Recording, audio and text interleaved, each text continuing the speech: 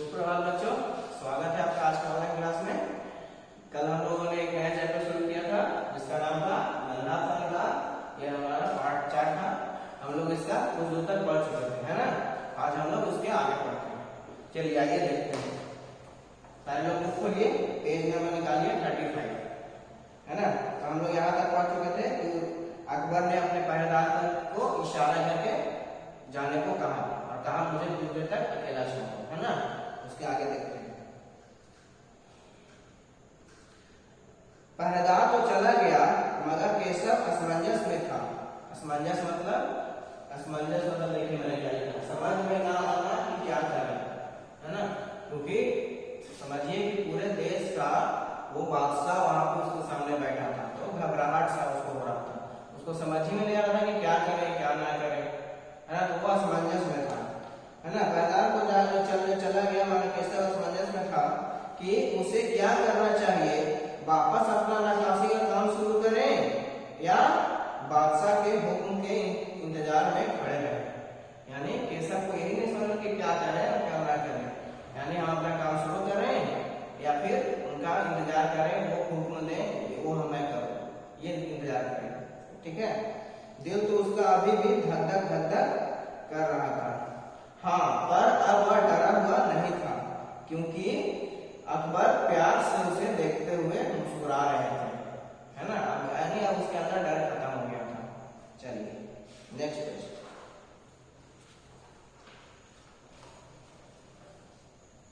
तुम्हारा नाम क्या है, अकबर ने नरम आवाज में पूछा, है ना। अकबर ने नरम आवाज में यानी प्यार से पूछा तुम्हारा नाम क्या है। केशव, उसने लपातुला जवाब दिया। ठीक है ना। यानी सिर्फ केशव बोला, ये नहीं बोला मेरा नाम केशव है, सिर्फ क्या बोला, केशव। केशव क्या तुम मुझे नक्काशी करना सिखाओगे। यानी अकबर बोल रहा है केशव से कि केशव क्या तुम मुझे नक्काशी करना सिखाओगे। उलझन में पड़े केशव ने तुरंत सिर हिला दिया। यानी उलझन में था कि क्या करना है क्या नहीं करना है, तो उसने सिर हिला दिया। तब तो तुम्हें मेरे लिए हथौड़े और छेनी का भी इंतजाम करना होगा। अकबर ने कहा क्या तुम मुझे सिखाओगे तो मेरे लिए हथौड़े और छेनी का भी इंतजाम करो, है ना। केशव फुर्ती से अपने पिता के पास भागा गया और उनका छेनी हथौड़ी उठाकर उल्टे पांव लौट आया। यानी दौड़ कर गया, अपने पिता का छेनी हथौड़ी लेकर दौड़कर चला आया। यहाँ पे एक आया है उल्टे पांव लौट आया, यानी गया तुरंत फटाक से वापस आ गया। एक मुहावरा है उल्टे पांव लौट आना, ठीक है ना। तो उसका अर्थ होता है तुरंत वापस चले आना। दोस्ताना अंदाज में अकबर केशव के पास जमीन पर बैठ गए, यानी फ्रेंड्स के जैसा, और पास में पड़े पत्थर को खींच करते हुए बोले कि ठीक है आप बताओ कि मुझे क्या करना है। यानी अकबर बोले कि ठीक है आप बताओ मुझे क्या करना है। केशव ने संदेश भरी नजरों से अकबर की ओर देखा, यानी इंफॉर्मेशन देते हुए नजर से देखा। हुजूर क्या आप यह सब करेंगे। यानी संदेह भरी, यानी संदेह में था कि क्या इतने बड़े राजा होकर ये काम करेंगे। पूछता हुजूर क्या आप ये करेंगे। तो अकबर क्या बोलते हैं, क्यों नहीं, मुझे तो विश्वास है कि मैं सीख ही लूंगा। अकबर बोलते हैं क्यों नहीं करूंगा, मुझे विश्वास है कि मैं सीख ही लूंगा। फिर नहीं मेरा मतलब ये नहीं था। केशव सकपकाता हुआ गया, बोला कि नहीं मेरा मतलब ये नहीं था। दरअसल मैं कहना चाहता था कि आप इतने बड़े बादशाह हैं, ये ठीक नहीं लगता। यानी कोई बादशाह होगा ये ठीक नहीं लगता कि पत्थर का नक्काशी वाला काम करे, है ना। उसने कुछ अनमने भाव से कहा। अनमने भाव से मतलब बेमान से, है ना। अकबर हंसकर बोले अच्छा, लेकिन पिछले हफ्ते तो मैंने मिट्टी से भरी डलियां धोने में किसी की मदद की थी। यानी अकबर बोले कि पिछले हफ्ते मैंने किसी मिट्टी से भरे डलियां जो थी उसको धोने में किसी की मैंने मदद की थी, है ना। क्या यह काम उससे भी ज्यादा मुश्किल है। तो अकबर बोले क्या ये जो काम है पत्थर पर नक्काशी करना क्या उससे भी ज्यादा मुश्किल है। केशव अभी भी असमंजस की स्थिति में था। वह अकबर के पास बैठ गया और उन्हें छेनी पकड़ने का सही तरीका सिखाने लगा। फिर जैसे कि केशव के पिता ने उसे सिखाया था उसने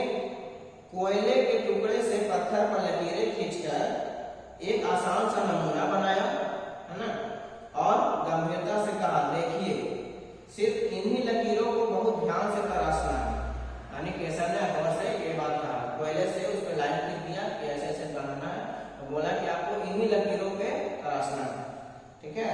अकबर ने पत्थर पर छेनी रखी और जोर से हथौड़े से वार किया, जिससे कटाव ज्यादा गहरा हो गया। ज्यादा तेज हथौड़े मारे तो ज्यादा अंदर तक घुस जाएगा ना छेनी, तो कटाव ज्यादा अंदर चला गया, गहरा हो गया। अरे अरे नहीं नहीं, केशव ने तुरंत गलती पकड़ी, है ना। हथौड़े को आहिस्ता से मारना है, यानी वो समझा रहा है आहिस्ता से मारना है, ऐसे उसने करके दिखाया, धीरे धीरे मारना। और हाँ, अपनी आंखें थोड़ी मींच कर रखिए, मींच कर रखना बंद करके अंदर रखिए, तो उसका जो ये है ना तिरछे वो तो आंखों में चला जाएगा। देखिए मैंने लिखा मींच कर, हाँ मींच कर आंखें बंद करके, यानी आंखें बंद करके रखिए ताकि उसका जो पार्टिकल्स है वो आंख में न चला जाए, है ना। अपनी आंखें मींच कर रखे वरना किरचे उड़कर आंखों में चले जाएंगे। किरचे का मतलब वही उसका छोटा छोटा बुरादा पत्थर का। अकबर मुस्कुराए, जी हुजूर। अकबर मुस्कुरा के बोलते हैं जी हुजूर। फिर देखिए आगे, जवाब में केशव भी मुस्कुरा उठा। वह लगभग भूल ही गया था कि उसकी बगल में बैठा यह व्यक्ति हिंदुस्तान का बादशाह है। एक अनाड़ी से व्यस्त पर अपने काम की धाक जमाने में उसे मजा आ रहा था। अनाड़ी से व्यस्त, व्यस्त बोलते हैं जो सियाना होता है, यानी जो वही 25-30 साल 35 साल का व्यक्ति होता है, उसको हम लोग बोलते हैं हम लोग व्यस्त आदमी, यानी यंग आदमी इंग्लिश में। तो उसको उस पर धाक जमाने में मजा आ रहा था, है ना।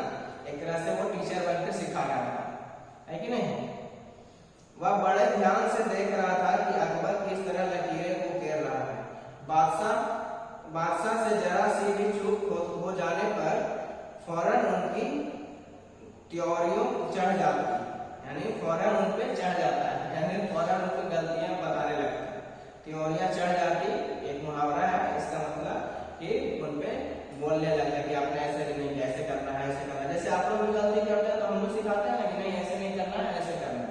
तो इसी तरह से केशव भी अकबर को सिखा रहा है। काम करते करते हुए अकबर पूछ बैठे, क्या पूछते हैं, केशव सही नहीं है क्या, यानी जैसे कर रहे थे बोलते देखो केशव क्या सही नहीं है।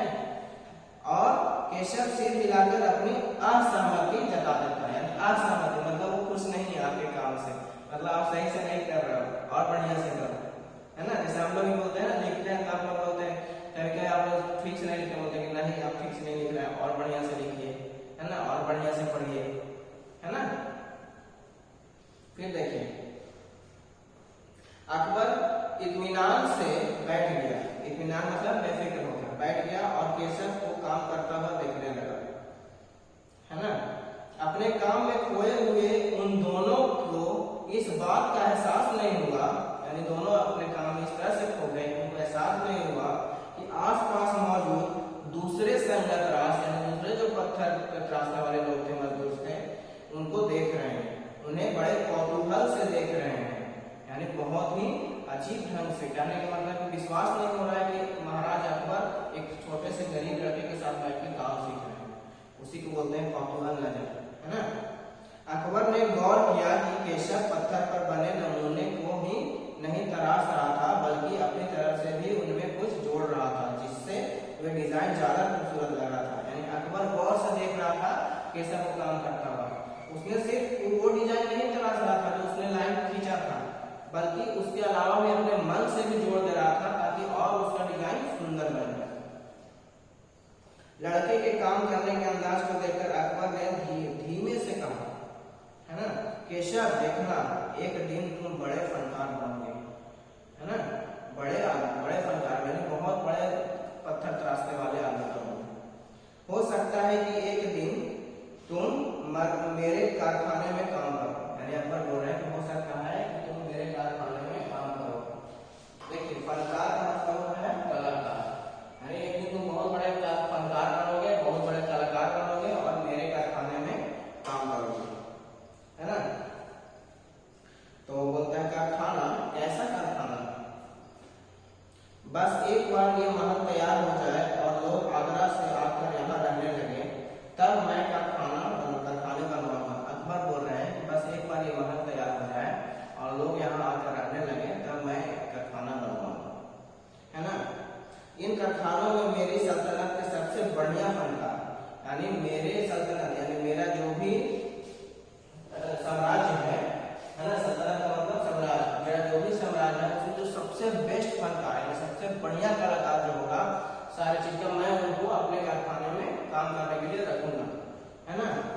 जैसे और शिल्पकार कौन करेंगे, चित्र बनाने वाले कलाकार, गलीचे से बुनकर, संगत रास, पत्थर और लकड़ियों पर नक्काशी करने वाले शिल्पकार सभी वहाँ काम करेंगे, है ना, ये सब काम करेंगे। केसर का चेहरा चमक उठा, यानी खुशी से चमक उठा।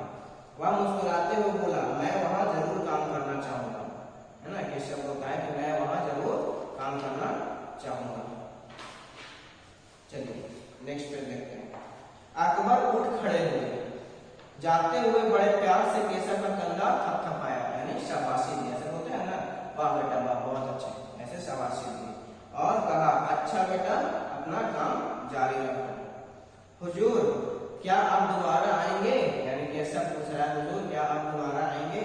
केशव ने बड़ी उत्सुकता से पूछी, यानी उसको बहुत मन नहीं था जाने देने का, लेकिन उत्सुकता से पूछा क्या आप दोबारा आएंगे। हाँ तो मैं जरूर आऊंगा केशव, यानी अकबर बोलते हैं मैं जरूर आऊंगा केशव। फिर तो पूरे दिन संगतरास के बीच केशव की धूम मची रही, यानी केशव का खूब नाम होता रहा उनके बीच। संगतरास के बीच और भी जो लोग थे पत्थर वाला सब उसका केशव का नाम ले रहे थे, वाह केशव तुमने बहुत अच्छा काम किया, अकबर आपसे बहुत खुश हैं और आपसे काम सीख रहे थे, है कि नहीं। इस तरह से उसका बहुत नाम हुआ, किसका, केशव का। फिर देखिए आगे,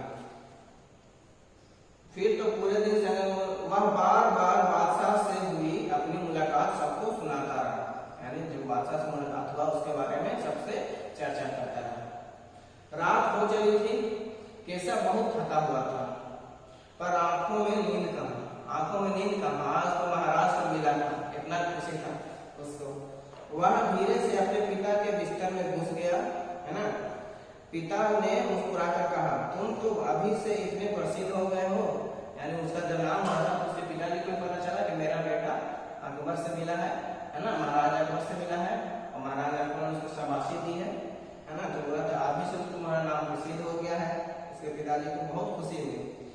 बादशाह सलामत ने कहा कि एक दिन मैं बहुत बड़ा कलाकार बनूंगा, यानी केशव जो है अपने पिता से कह रहा है कि बादशाह सलामत ने मुझे कहा है कि मैं एक दिन बहुत बड़ा कलाकार बनूंगा। फिर बोलता आगे, अपने सिर को पिता की बाहों के सहारे टिकाकर, यानी अपना सर जो है पिताजी के जैसे बच्चे सोते हैं तो ऐसे पापा उसके हाथ में लगा, तो उसका सर जो है हाथ पे रखकर अल्लाह को टिकाते हुए केशव धीरे से बोला, हमारे बादशाह बहुत ही नेक इंसान है ना। बिल्कुल सही, पिता ने कहा बिल्कुल सही। कुछ सोच कर केशव ने पूछा, बाबा एक बात बताओ, बादशाह के पास आगरा में एक से बढ़कर एक खूबसूरत महल है ना, फिर वे सिकरी में यह शहर क्यों बनवा रहे हैं। यानी सवाल कर दिया केशव अपने पिता से कि सिकरी में यह महल क्यों बनवा रहे हैं, उनके पास तो एक से बढ़कर एक महल है, तो फिर ये सिकरी में क्यों बनवा रहे हैं। पिता ने कुछ याद करते हुए बताना शुरू किया, हाँ बेटा बादशाह का आगरा बहुत सुंदर शहर है ना, पर सिकरी में नया शहर बनवाने का भी एक खास कारण है। ठीक है, जानिए क्या कारण है। मैंने सुना है कि जब बादशाह अकबर को कोई संतान नहीं थी, इस वजह से वे हर वक्त परेशान रहते थे, यानी अकबर को शुरू में कोई संतान नहीं होता था तो वो बहुत परेशान रहते थे, हर वक्त परेशान रहते थे। वो बहुत से साधु संतों और फकीरों के पास गए, है ना।